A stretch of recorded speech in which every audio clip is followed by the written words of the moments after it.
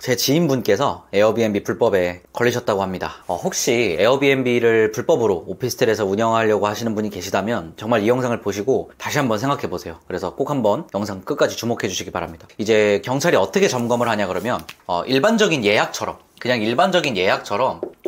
그냥 건대요. 그러니까 일반 예약을 걸었으니까 그냥 이분이 이 경찰인데 사실 경찰이 입실을 한다고 생각을 못 하겠죠. 그냥 일반적인 손님이라고 생각을 하겠죠. 그래서 뭐 입실 문자나 뭐 안내 문자나 이런 것들을 이제 보내는 거예요, 경찰분한테. 그럼 실제로 그 경찰분이 이제 입실을 하셔가지고 실제로 문을 열어보고 그러고 나서 이제 연락이 온다고 하더라고요. 여기 경찰인데요, 여기 에어비앤비 운영하고 계시는 거 맞죠? 이러면서 연락이 온다 그러더라고요. 그래서 이제 제 지인분께서 단속이 되셨고 저기 지인분은 이제 경찰서를 가가지고 거기 있는 형사분이랑 막 이야기를 한다 그럽니다. 거기 경찰서 가면은 그 형사분이 많이들 걸려가지고 사실 이렇게 에어비앤비로 단속되시는 분들이 많아서 딱 오면은 좀 이렇게 소통을 잘 해주시긴 한데요. 네, 그렇지만 어쨌든 여러분 경찰서를 가가지고 얘기를 한다는 것 자체가 쉽지 않잖아요. 그래서 많이들 걸려서 보통 처음에 걸릴 때는 그냥 잘 넘어간다고는 하는데 요즘에 또 단속도 되게 강력해지고 그래서 뭐 결과가 어떻게 될지는 모르겠습니다. 여러분 근데 왜 이렇게 오피스텔에서 에어비앤비를 운영하는 것이 불법일까요? 오늘 영상 좀 끝까지 보시면 에어비앤비가 오피스텔에서 운영하는 게 왜 구체적으로 좀 불법인지, 그리고 그게 왜 우리나라에서는 개선이 안 되고 있는 건지, 정말 많은 업체들이 불법으로 에어비앤비를 하고 있는데 그런 실태를 보고도 왜 그런 것들이 법적으로 개선이 안 되는지 한번 거기까지 해서 알아보려고 합니다. 우리나라에 있는 거의 대부분의 에어비앤비가 사실 불법이에요. 불법으로 운영이 되고 있습니다. 어디에서 운영이 되고 있냐면 보통 원룸 오피스텔에서 운영이 되고 있습니다. 그런데 이거를 우리나라에서 이걸 계속 막으려고 하잖아요. 근데 막을 생각만 하는 게 아니라 이걸 뭔가 법적인 제도를 만들어줘서 여기서 뭐 세금도 걷고 뭐 적당히 규정을 지키면서 하고 이렇게 하면 참 좋겠는데 그럴 수는 없죠. 그렇게 하지 않고 있죠. 그 이유가 무엇인가 궁금하죠. 그 다음에 이 에어비앤비라는 거는 그냥 하나의 플랫폼일 뿐이잖아요. 그쵸? 그냥 하나의 플랫폼일 뿐일 텐데 왜 도대체 이게 불법까지 가는 것인가? 그럼 여러분 우리 아고다도 사용해보고 우리 여행 갈 때 아고다 많이 사용하잖아요. 그리고 또 뭐 사용하나요? 부킹닷컴. 우리 부킹닷컴도 사용하죠. 그러니까 얘도 플랫폼이고 얘도 플랫폼이고 얘도 플랫폼인데 왜 하필 이 에어비앤비만 가지고 계속 불법이다 뭐다 하냐는 거예요. 여러분 뭐 아고다가 불법이다 이런 거 들어보셨나요? 불법 부킹닷컴 막 이런 거 들어보셨어요? 불법 아고다 이런 거 안 들어보셨잖아요. 다 똑같이 플랫폼임에도 불구하고 왜 에어비앤비만 불법적인 요소가 생기는 거냐면 에어비앤비에는 사업자 등록 없이도 그냥 아무나 사진을 찍어서 업로드를 할 수 있기 때문에 얘가 불법이 되는 겁니다. 그래서 이제 실제로 이 에어비앤비 같은 경우에는 외국인 도시 민박업이라는 게 있어요. 그 실제로 에어비앤비도 외국인 도시 민박업을 사업자를 내신 다음에 구청 허가를 받고 올리시면 에어비앤비 플랫폼에 올리시면 불법이 아니게 됩니다. 근데 이 외국인 도시 민박업이라는 거에서 한번 좀 쪼개서 살펴보자고요. 쪼개서 외국인이라는 말이 있고요. 외국인, 그죠? 그리고 민박업이라는 말이 있어요. 이 두 개가 뭘까? 일단 외국인 도시 민박업은 이 외국인들만 받을 수 있는 거예요. 외국인들만 받을 수 있다. 우리나라 사람들을 받으면 그거는 이제 불법이 돼요. 근데 뭐 위홈에 등록해서 요즘 뭐 받는 방법도 있다고 하는데 위홈에 등록하는 것도 그렇게 쉽지만은 않습니다. 절차가. 어쨌든 외국인만 받을 수 있기 때문에 수요가 결국에 한정되는 거예요. 근데 실제로 외국인 도시 민박업을 낸 에어비앤비 그 사업자분들이 현행을 얘기하는 거예요. 그러니까 합법적으로 외국인 도시 민박업을 내고 운영하고 계신 분들조차도 우리나라 사람들이 예약이 들어왔을 때 저는 외국인 도시 민박업이라서 외국인만 받아야 돼요 하면서 그 예약을 안 받느냐? 그렇지 않다는 거예요. 외국인 도시 민박업으로 나는 합법으로 운영하고 있다고 해도 우리나라 사람이 예약을 걸었을 때는 안 받아야 그게 정확하게 합법인 거예요. 그러니까 완전히 합법으로 운영하고 있는 사람은 그냥 거의 없다고 봐도 돼요. 우리나라에 있어서. 이 에어비앤비 쪽에 있어서는. 그 다음에 또 하나가 있죠. 민박업이라는 게 있습니다. 민박업이 있고 우리나라에는 또 다른 게 뭐가 있냐면 숙박업이라고 있어요. 숙박업이라는 거는 모텔, 그 다음에 뭐 호텔도 있고요. 고시원 이런 것들이 이제 숙박업에 해당이 되는 거고, 이러면 이제 숙박업 사업자를 내셔가지고 그런 것들을 영위할 수 있겠죠. 근데 숙박업과 민박업은 뭐가 다르냐면 숙박업은 주거지역에서는 안 됩니다. 숙박업은 주거지역에서 영위가 안 되고 이 상업지역에서만 영위를 할 수가 있어요. 숙박업은. 근데 민박업은 주거지역에서도 할 수 있는 게 민박업이에요. 왜냐면 민박이니까. 그러면은 왜 외국인 도시 민박업이라는 게 생겼느냐, 이 사업자의 형태가 왜 생겼느냐, 이거의 목적이 뭐냐면 외국인 분들에게 우리나라의 주거 문화를 알려주기 위해서, 그러기 위해서 생긴 게 외국인 도시 민박업이고, 그래서 외국인 도시 숙박업이 아니라 외국인 도시 민박업으로 나오는 겁니다. 사실 뭐 호텔이나 고시원 등등의 숙박업의 같은 경우에는 아주 까다로운 조건들이 많아요. 그래서 그런 조건들을 전부 다 충족해야 되고, 그런 까다로운 조건들을 충족해야 된다는 건 뭔가 소방법이나 이런 것들에도 전부 다 조건이 맞아야 되는 것들이 있기 때문에 비용도 많이 들어가게 됩니다. 왜냐면 그거에 맞는 것에 맞춰서 구조를 다시 짜야 되니까요. 그죠? 그 다음에 이제 상업지역에서만 되는 거고요. 반면에 이제 민박업은 그런 여러 가지 까다로운 조건들이 없기 때문에 민박업의 경우에는 비용이 굉장히 덜 들어간다는 거죠. 그러면 누군가가 숙박업을 해보려고 하고 민박업을 해보려고 그래요. 자, 근데 숙박업은 여러 가지 조건들도 까다롭고 민박업은 별 조건이 없어요. 비용도 숙박업이 더 많이 들어가고 상업지역에서밖에 안 되고, 민박업은 아무데서 그 주거지역에서도 할 수 있고 돈도 많이 안 들어가요. 그러면 어디서 하겠어요? 대부분 모든 게 법적으로 다 풀린 상태라면 다 민박업을 하겠다는 거예요. 그러면 민박업을 너무 다 풀어줘 버리면 어떻게 돼요? 민박업을 너도 나도 다 할 수 있게 해줘 버리면 어떻게 돼요? 기존에 있었던 숙박업 시장이 굉장히 교란이 된다는 거예요. 그러니까 호텔이 있는데 그 호텔 조금만 뒤쪽에 주거단지 가니까 에어비앤비가 굉장히 싸. 그러면 실제로도 그런 경우가 지금 많이 있어요. 그러면 고객들은 어디로 가겠어요? 당연히 호텔보다는 뒤쪽에 있는 에어비앤비로 가겠죠. 그러면 우리나라에 있는 이 호텔이나 뭔가 이 숙박업의 형태가 굉장히 시장이 교란이 되겠죠. 그래서 너도 나도 민박업을 할 수 없게끔 특정한 수요들만 가지고 민박업을 하셔라 라는 걸로 외국인 도시 민박업을 만들어준 거예요. 그래서 우리나라 사람들은 이용을 못하게 막아놓은 거예요. 왜? 그래야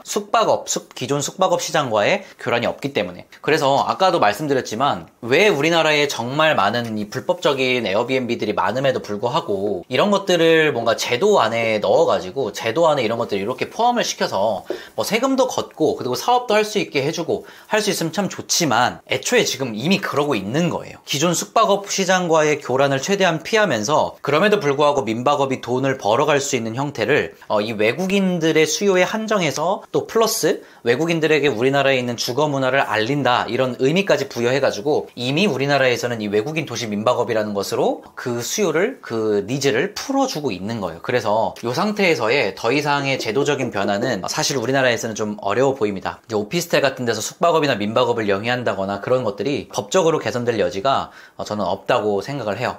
그래서 이제 대체제로 존재하는 게 위홈이라는 건데요. 한국판 에어비앤비라고 생각하면 돼요. 자, 한국판 에어비앤비다. 이제 어떻게 하면 되냐면 내 거 매물이 있잖아요. 그럼 내 거 매물을 이 위홈에다가 업로드를 해가지고, 위홈이라는 이것도 하나의 플랫폼입니다. 한국판 그냥 이제 에어비앤비가 하나의 플랫폼인데 이 플랫폼에다가 이거를 업로드를 해가지고 사업을 영위를 할 수 있다는 거예요. 그렇게 하면은 우리나라에서 합법 에어비앤비를 한다라고 되는 거예요. 그러니까 뭐냐면 사실 에어비앤비를 하는 게 아니라 위홈을 하는 거죠. 우리가 보통 에어비앤비를 한다라고 할 때는 에어비앤비라는 플랫폼에 업로드해서 에어비앤비라는 플랫폼에서 예약을 받는 거라면, 이거는 에어비앤비가 우리나라에서 굉장히 불법이니까 위홈이라는 플랫폼, 다른 플랫폼에 올려가지고 손님을 받으면 위홈으로 예약을 받는 거는 우리나라에서 합법이니까 내 매물을 위홈에다가 올려서 위홈이라는 플랫폼을 통해서 손님을 받는다. 그렇게 되면 우리가 합법 에어비앤비를 한다라고 볼 수는 없고, 실제로는 이제 정확하게 얘기하면은 위홈을 한다, 이렇게 얘기해야 맞는 게 되겠죠. 자, 그런데 이 위홈도 여러분 실제로 들어가서 보시면은 쉽지 않습니다. 예.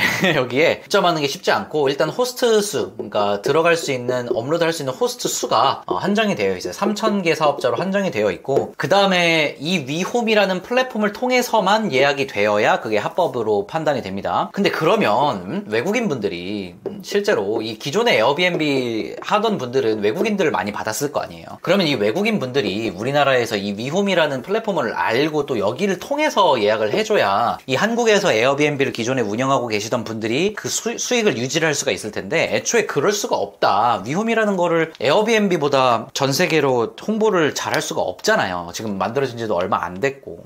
그래서 입점하는데 굉장히 여러 가지 복잡한 절차들도 있고, 현실적으로는 조금 위홈이 그렇게 좋은 대체제가 되고 있지는 못하다라고 말씀을 드릴 수 있겠고요. 또 위홈이 합법이라고 나와 있는 것도 서울, 부산으로 한정되어 있어서 사실상 에어비앤비를 대체할 만하다, 그 정도까지는 어려운 것 같다는 게 제 견해입니다. 자, 그래가지고 우리가 문제가 이거예요. 에어비앤비를 나는 하고 싶은데 에어비앤비를 이거 불법으로 하자니, 아까도 서두에 말씀드렸지만 너무 무섭죠. 처벌이 너무 심하죠. 처벌이 너무 심하고, 그 다음에 이거를 합법으로 하려니 합법으로 하려니 어떻게 해야 돼요? 중개사 동의를 얻어야 돼요. 중개사 동의 얻어야죠. 주인 동의 얻어야죠. 주변 세대 동의 얻어야죠. 구청 동의 얻어야죠. 동의. 너무 어렵다. 너무 하다. 에어비앤비 하고 싶은데, 그러니까 에어비앤비를 하고 싶다는 거는 뭘 하고 싶은 거예요, 결국에는. 에어비앤비 자체를 하고 싶은 게 아니라 월 현금 흐름을 만들고 싶은 거잖아요. 월 현금 흐름 또는 추가 수익, 요걸 만들고 싶은 거잖아요. 요걸 만들고 싶은데 그 방법이 에어비앤비일 뿐인 거잖아요. 어쨌든 이러지도 저러지도 못하겠다. 그러면 이 상태에서 우리가 대안으로 삼을 게 무엇이냐? 그게 바로 오늘 여러분들께 말씀드릴 33M2라는 겁니다.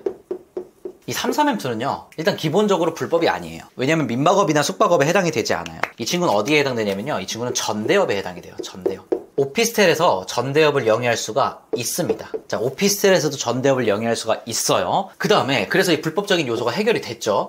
그 다음에 이제 동의를 받아야 되는 부분이 있는데, 동의를 받는 게 굉장히 쉽습니다. 굉장히 쉽다는 것까지만 말씀을 드려요. 그래서 이 동의를 받는 것도 해결이 되고, 그리고 불법적인 요소도 해결이 돼서 33M2가 지금 시장에서는 이 에어비앤비, 즉 월 현금 흐름을 만들어내는 투자에 있어서는, 또는 부업에 있어서는 가장 효율적인 대안이라고 저는 생각이 들어요. 불법과 합법의 경계선에서 벗어났죠. 그리고 심지어 여기 중개사, 그리고 주변 세대, 구청의 동의가 필요 없이 그냥 운영을 할 수 있기 때문에 동의 지옥에서 벗어날 수 있는 것이다. 그리고 에어비앤비 매물 하나 세팅하려면 한 어느 정도 들죠? 예쁘게 세팅하려면 200만원 좀 플러스 들 거예요. 왜냐면 이제 가구들도 사고 해야 되니까. 근데 33M2는 기본적으로 100만원 플러스로 듭니다. 거의 절반이에요. 에어비앤비의 세팅 비용이 거의 절반이다. 그리고 에어비앤비는 또 매일 손님을 받잖아요. 일 단위로 받잖아요. 매일 청소를 해줘야 되죠. 매일매일 들어오면 매일 청소를 해야 되죠. 근데 33M2는 기본적으로 주 단위로 손님을 받게 돼요. 그리고 한번 33M2 들어오실 때 2주에서 4주 막 이렇게 들어와요. 그러니까 월에 정말 많아야 2번만 청소를 하면 돼요. 심지어 이것도 그냥 알바분을 쓰게 되면은, 알바분에게 맡기게 되면은 굉장히 편하게 운영을 할 수가 있습니다. 그래서 여러분 에어비앤비 하고 싶으셨죠? 왜요? 월 현금 흐름을 만들고 싶어서. 월 현금 흐름 때문에 에어비앤비를 하고 싶었는데, 그게 불법으로 하자니 처벌이 무섭고 합법으로 하자니 동의 지옥에 빠지고, 그래서 애매하다라고 생각하셨던 분들은, 여러분 지금 33M2가 시작한 지 안 됐어요. 지금 사람들한테 알려진 지 얼마 안 돼서 굉장히 블루오션 시장이에요. 그래서 33M2를 해보시면 이 월 현금 흐름을 만드는 데 있어서 훨씬 더 비용도 적게 들고 관리 소요도 적은 부수입원을 이제 창출할 수 있다고 생각이 드니까요. 여러분 꼭 33M2 관심 가져보시고, 제가 아래 고정 댓글에 33M2 관련한 좀 비교한 영상을 자세하게 찍어 놓은 게 있는데, 그거를 고정 댓글 링크로 달아놓겠습니다. 그거 한번 영상 보시면 더 도움이 될 것 같습니다. 저도 과거에 에어비앤비를 했었어요. 어떻게 했었냐면, 제가 쉐어하우스 운영을 하고 있었는데, 쉐어하우스에 방이 3개였습니다. 하나, 둘, 셋, 이렇게 방이 3개였어요. 여기가 이제 하나가 그때 잠깐 공실일 때가 있어가지고, 여기 방 하나를, 여기에 이제 1인실 누가 살고 계셨고, 여기는 2인실 누가 살고 계셨어요. 그래서 여기 방 하나를 제가 에어비앤비로 돌렸었습니다. 자, 에어비앤비를 돌렸는데, 어떤 그 중국인 분 2분이 오셨어요. 중국인 분이 2명이 오셔가지고 이제 여기서 거주를 하셨는데, 뭐라고 했냐면, 갑자기 방문이 잠겼다고 온 거예요. 자, 근데 이때 제가 사실 여기서 좀 밝히자면 이제 불법으로 운영을 하고 있었어요. 구청에 등록을 안 하고 그냥 불법으로 운영을 하고 있었는데, 에어비앤비가 방문이 잠겼다는 거예요. 그러니까 방문이 잠겼다 그러니까 그냥 지금 생각해보면 뭐 그렇게 그때 긴장을 했나, 그냥 가서 열어주면 되지, 편하게 생각할 수 있겠지만, 그때는 굉장히 이게 무서웠었고, 그때 제가 위챗이란 것도 없었고, 이 중국인 분들은 위챗으로 하시더라고요. 위챗이란 것도 없었고, 그리고 뭐 카톡도 안 되고, 에어비앤비 메시지로도 뭐 안 된다 그러고 막 이런 상황들이 발생해가지고, 되게 거기에 사는 이 중국인 분들이랑 소통할 창구가 없는 거예요. 뭐 전화를 할 수도 없고, 말이 안 통하니까 애초에. 그래가지고 어떡하나 이러고 있다가, 이게 제가 그냥 그 지점에 가면 되는데, 제가 그때 갈 수가 없는 상황이었어요. 강남에서 중요한 제가 일정을 하고 있었었는데, 그 일정이 제가 해야 되는 일정이었어가지고, 그래서 어떻게 했냐, 이 2인실 사는 분한테 부탁을 해가지고 이 중국인 분이랑 전화 연결을 하게 해달라 해서, 이 중국인 분에게 이 본인의 휴대폰을 빌려줘가지고 뭐 어떻게 막 해가지고 했어요. 이때 결국에는 이제 기사분을 보내가지고 문을 열어드리고 막 했는데, 이때 제가 얼마나 스트레스가 굉장히 심하더라고요. 왜냐면 이거 불법으로 운영을 하고 있으니까 이분들이 신고하면 어떡하지? 막 이런 생각이 무서워가지고 너무. 그래서 요거 한번 겪은 뒤로는 제가 에어비앤비를 운영하고 있지 않아요.